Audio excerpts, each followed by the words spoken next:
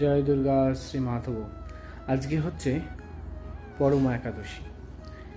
12 মাসে যে 24টি একাদশী আছে তার মধ্যে এটিও আজকে একটি, এবং সবথেকে গুরুত্বপূর্ণ তার কারণ হচ্ছে যে এটি পুরুষোত্তম মাসের মধ্যে পড়েছে।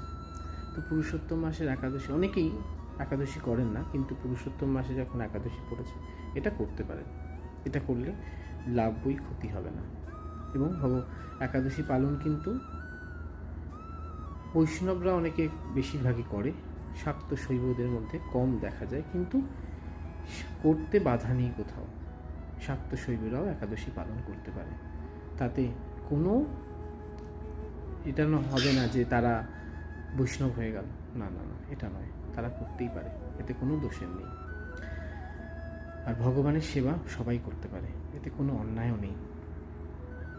যে অনেকেই বলে যে ও একাদশী করছো তার মানে তুমি মধ্যে বৈষ্ণব, ওই জন্য তোমার মধ্যে বৈষ্ণব ভাব বেশি। না না, এটা ঠিক নয়, এটা ঠিক।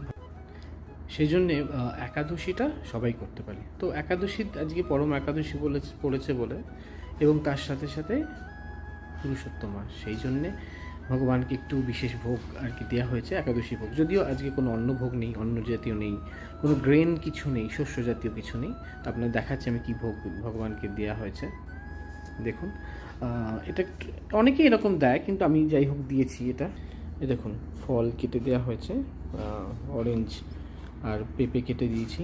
এখানে হচ্ছে এটা হচ্ছে পায়েস। পায়েসটা কিসের? মাখানার পায়েস। এর মধ্যে খেজুর আছে, আঞ্জির আছে আর মাখানা আছে পায়েস। যদিও এর মধ্যে চিনি একদম মানে হাফ টিস্পুন মতো দেওয়া হয়েছে, একদম চিনি নেই বলতে, মানে এই আপনার খেজুর আর আঞ্জিরের যেটুকু মিষ্টতার মধ্যে আছে ওইটুকুই। আর তার সাথে সাথে এটা একদম সাদা তরকারি, আলু আর গাজরের।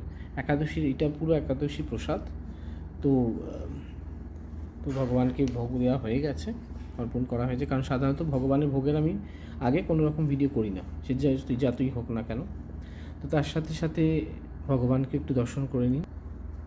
আজকে পরম একাদশী এবং তার সাথে সাথে বৃহস্পতিবারও পড়েছে, তো সেই জন্য অনেকটা সময় লেগে গেছে পুজো করতে। তার মধ্যে শিফট আছে একটু পরেই, তো খেয়ে দিয়ে রেডি হয়ে আবার যেতে হবে আমাকে।